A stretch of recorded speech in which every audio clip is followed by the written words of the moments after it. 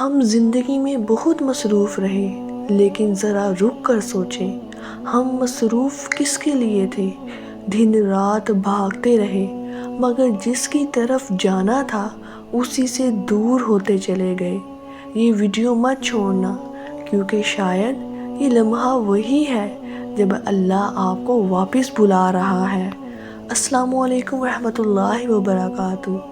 ہم نے خود کو قائل کر لیا تھا کہ ابھی وقت نہیں ہے، ابھی حالات ٹھیک نہیں، ابھی زندگی سیٹل نہیں ہوئی۔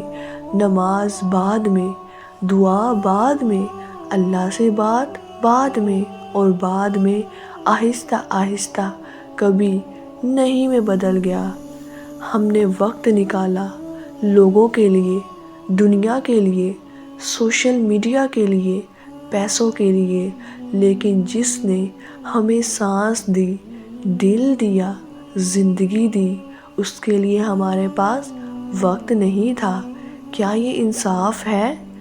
ہم کہتے ہیں دل بے چین ہے، سکون نہیں ملتا، سب کچھ ہوتے ہوئے بھی خالی پن ہے، لیکن ہم یہ نہیں مانتے کہ دل اللہ کے بغیر خالی رہتا ہے۔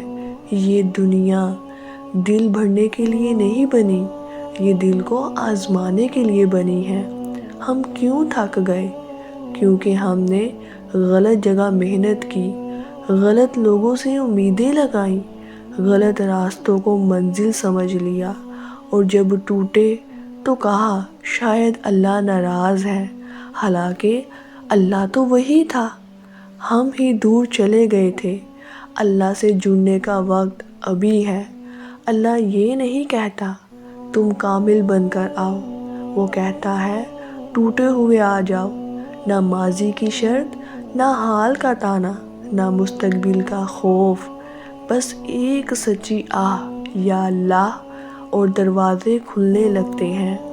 ایک لمحہ تصور کریں، رات کا آخری پہر، سب سو رہے ہیں، کوئی سننے والا نہیں، آپ کا دل بوجھل ہے، آنکھیں نم ہیں، اور زبان پر بس ایک بات ہے، یا اللہ میں تھک گیا ہوں۔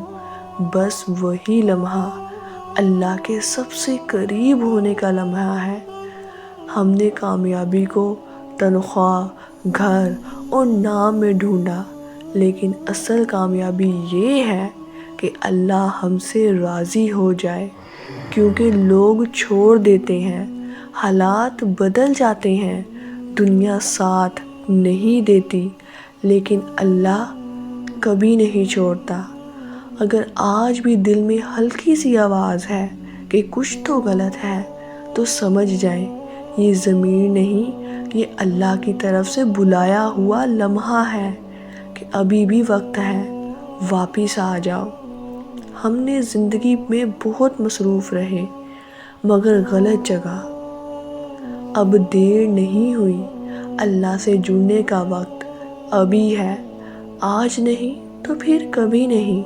اگر یہ بات دل کو لگی ہو تو کمنٹ میں لکھیں، یا اللہ میں واپس آ رہا ہوں۔ السلام علیکم۔